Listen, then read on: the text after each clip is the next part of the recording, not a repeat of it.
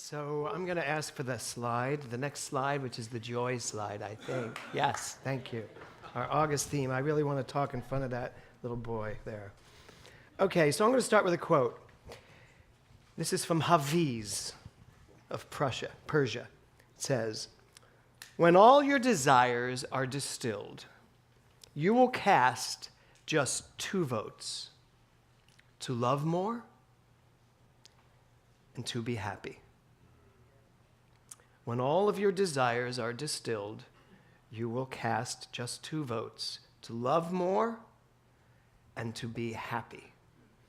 I wanted to start with that this week because with our theme being joy, for me it's important to take whatever's going on in my life and consistently back it up. I fear that way too many of us exist out here in the realm of what's going on in our lives. And our lives are therefore determined by the facts of life. So if this is going on, I feel this way. If this is going on, I feel this way. And I get pulled into that at times.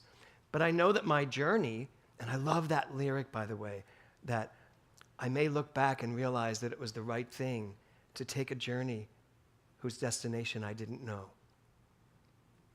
That's the journey we're all on. I don't know the destination, but I know it will land me in the beginning of the next journey at all times, having just taught circles in Emerson, right? So this whole idea, here are the facts, it's for me to distill them back and back and back and just saying, well, what does that mean? And what does that really mean? Because ultimately, when we pull it all back, we are going to land at this quote. When all your desires, when everything is distilled about your life, you will cast just 2 votes. Am I willing to and do I want more love in my life? And am I willing to be and am I willing to acknowledge that happiness is who I am? So if everything came with, do I want to be loved in this situation? Do I want to celebrate love here? We'd know the answer instantly. Do I want to be happy? And if the answer is yes, we will know exactly what to do in any given situation. So in a month that we get to celebrate and study and acknowledge joy, the real question I have for you is, how much joy is in your life presently? How much do you think you can have in it? And what are you willing to do? Or more importantly, who are you willing to be in order to celebrate the joy that you are? That's the month we have before us, and I think August is a beautiful month for that. Yesterday, when I woke up, we were staying at a resort, and I had a choice. I could go out to the pool or do something on the property. But what I did instead was I got up and I went to the zoo, to the living desert. And I went by myself, and I got there just as it opened, so there weren't that many people in there. And I just walked. And first I went to the giraffes to see them being fed, but they don't get fed till 9. But it was really great because they knew they weren't being fed yet, so they hadn't put on their personality for the people. They were just being themselves, and they were wild. These giraffes, this little baby giraffe was like hopping and jumping against the mother, and the father came over and knocked it over. It was like, I was like, you don't see this when they're being fed because they're just on their best behavior to get their food.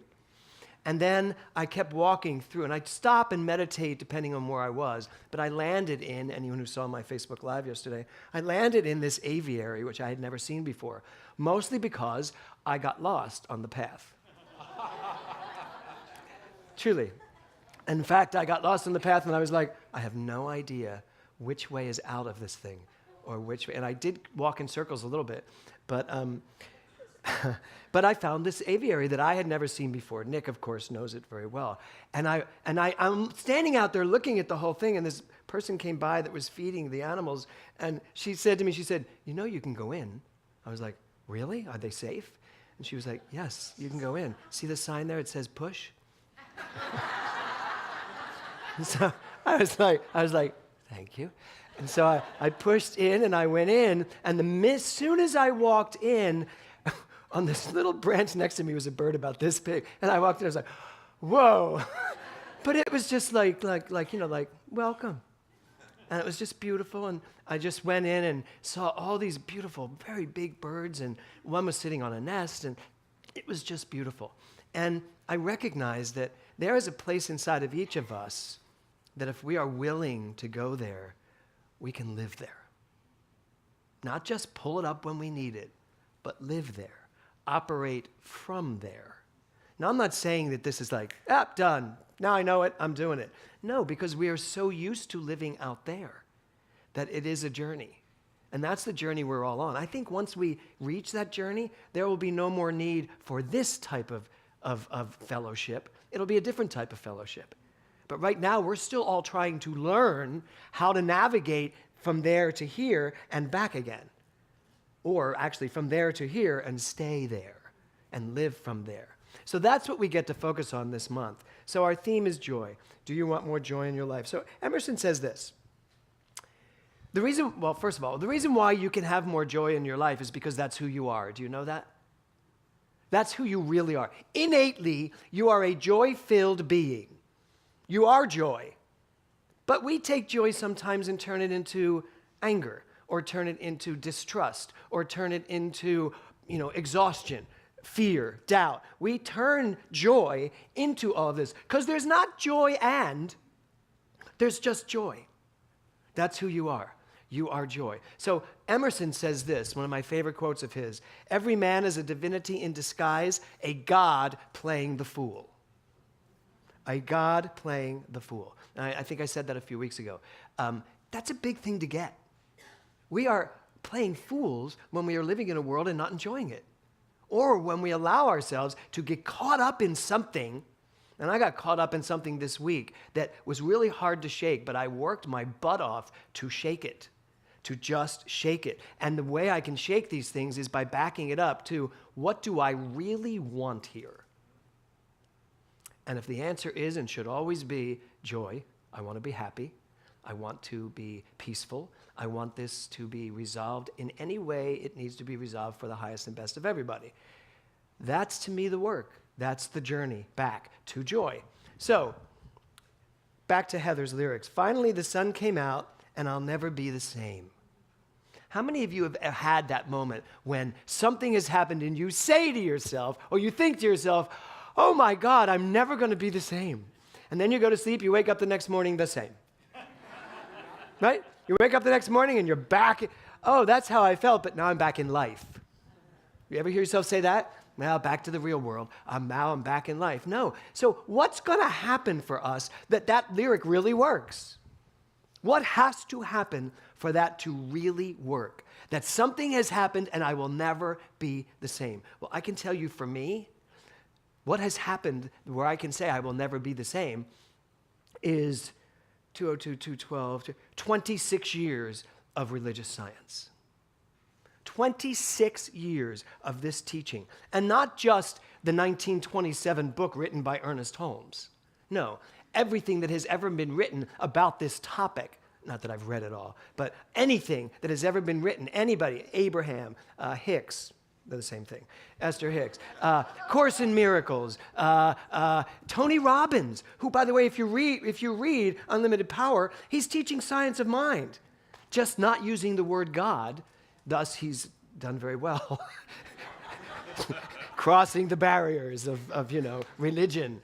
Because religion tends to ostracize us, separate us. This group's here, this group's here, this group's here. And most of the people that are trying to make that happen don't understand this teaching. You can't understand love and understand oneness and think that you have the right answer and this is the only place where it works. You just can't.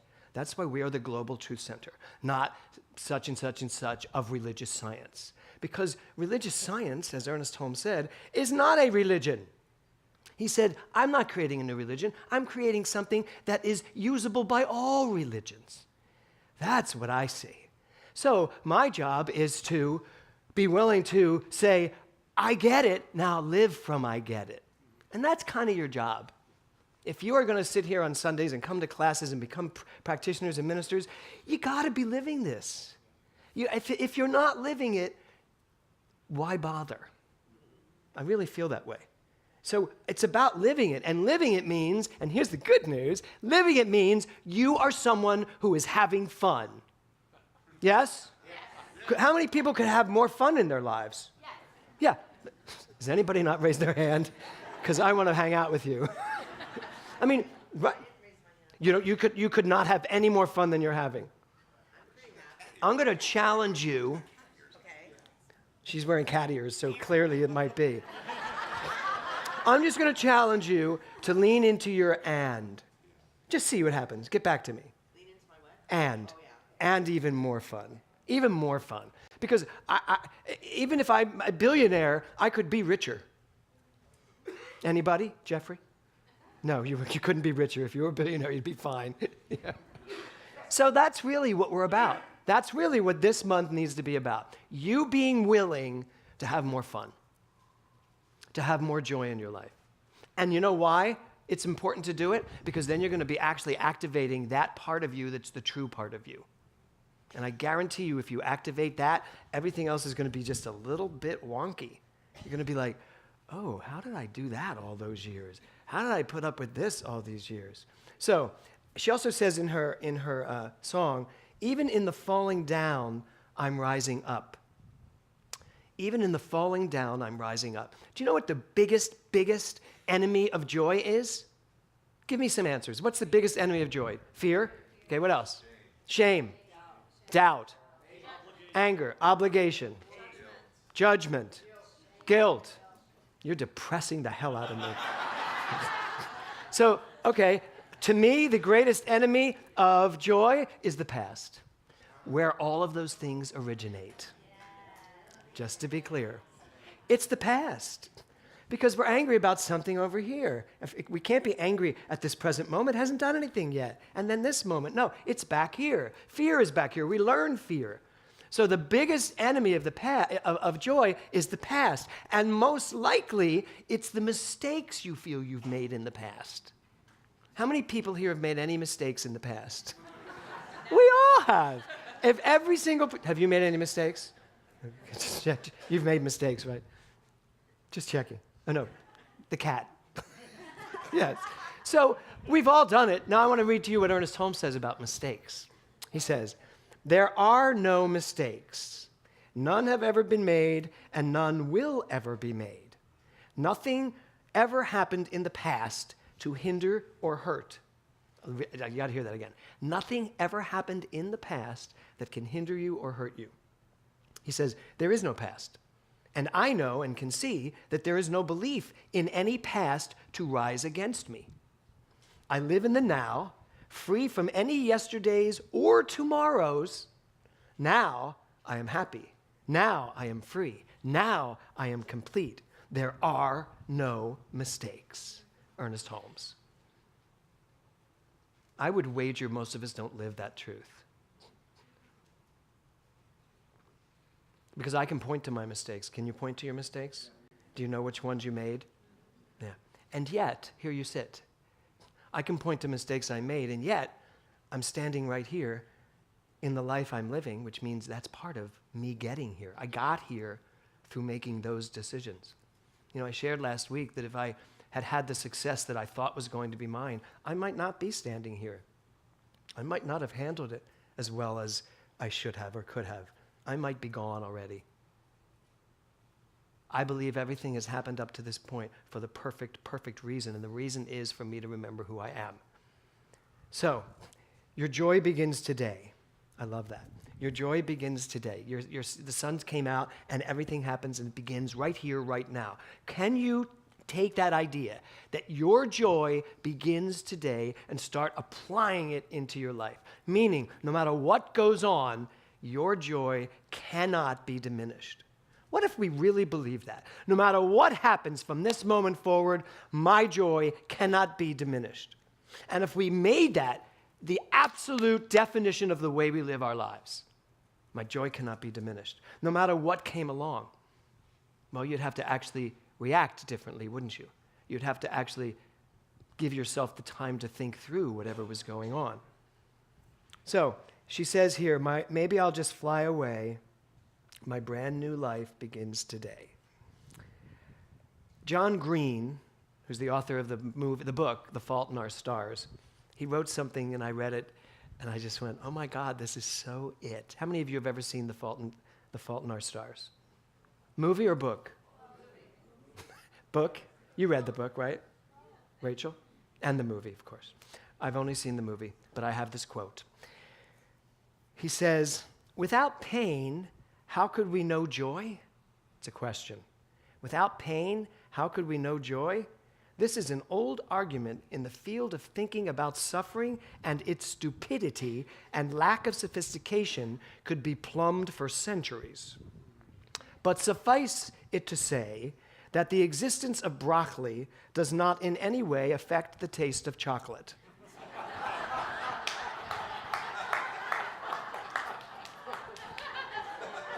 That's what I thought when I read it. I was like, I get that perfectly. Right? So what he's saying here is, for those of you that think you have to suffer in order to realize how good life is, no. Ernest Holmes said the exact opposite. Most mystics have said the exact opposite. That's some fakakta group that feels it's a good way, seriously, a good way to control people. Tell them they have to suffer to get what we need them to do. No, we are independent. I love Emerson, who said, "Whosoever would be a man must be a nonconformist." Not someone who just goes along with the way it's supposed to be, according to some people. It's being a nonconformist means allowing for the oversoul to play through you and know what's yours to do. So if you like broccoli, then broccoli's good. I happen to like broccoli. But I get his whole point there. You don't have to suffer to experience joy. You don't have to suffer broccoli to be able to appreciate chocolate. You can just appreciate chocolate. You can just appreciate living in the joy of life and not have to suffer to understand the difference between the two. Would you ever do that to your child? Would you ever try to show your child something awful just to get them to appreciate the joy of life? No. So why would the universal energy of love design us that way? It would not, and it did not. So, the title of my talk today is Joke's on You.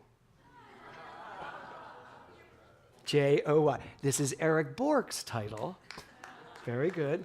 So, Joke's on You. And I love that Barbara Shane found me the Dalai Lama to be able to talk to us today about this title. Because frankly, I think the joke has been on us all along. Somewhere along the line, someone sold us the joke that we were less than. Someone told us a joke, and we bought it, that we have to suffer in life to get somewhere. That we have to be willing to do the hard work in order to enjoy the leisure of vacation. I'm here to tell you it's the exact opposite, and it's time to turn this joke upside down, turn it back, and never fall for it again. It is time to understand that the joy of your life can be yours morning, noon, and night, 24/7. That you can be in joy in every single thing you do. You can have a joyful marriage. You can have a joyful relationship with your friends and family. You can have a joyful career. You can have a joyful body of vibrant health, regardless of where you are. We buy into all the jokes that life is telling us, and they're not funny. And if they're not funny, why buy into the joke? So there you go. You get a whole month to ponder this question. And more importantly, you get to set up your life in such a way that you will only accept joy. You will only accept happiness. You will only accept success. You will only accept health. If that's not what's showing up, it's only not showing up because you are not equal to it in mind. It's time to clear out the mind of all these bad jokes and start getting into life from a perspective of understanding your oneness. Margaret Owens said to me yesterday or the day before that she has eliminated sarcasm from her life because sarcasm, the root of sarcasm is tearing away the flesh. That's what it means. And she's made me really think about it. When she first said it, she says, I have no more sarcasm in my life. I said, oh my God, I wouldn't be able to speak. But then I realized I'm actually not sarcastic. I have a very good sense of humor about the world and what's going on. Sarcasm's a different thing. Sarcasm is something that you hide from. You hide behind. And so what I really started to understand in this month is, this month for me is going to be to get rid of all sarcasm as well. I'm done hiding behind any kind of sarcasm. You know, I'll still be funny because that's who I am, right? But let's eradicate those things that we hide behind. Let's come out of the closet, and what did you say? Just out yourself. Just out yourself. And be willing to let yourself be touched, to feel, and be willing to say no when it's appropriate, because that doesn't fit into my definition of joy, and to say yes when it's appropriate, because this is what will foster the greatest amount of joy in me. So have an amazing month. I will be on vacation. I'm going to Lake Powell, which I can't imagine another place from all the pictures I've seen to find the joy that is God in the universe, in nature. But I will be back in a couple of weeks to continue our journey through joy. But really take this seriously this month. Joy is who you are. It's not something you get to experience when you earn it. You don't have to earn joy. You are joy. What you have to earn is being willing to experience it. So are you willing to experience joy this month? Yes. Oh, wait, that's not good. Are you willing to experience joy this month? Yes. Okay, namaste.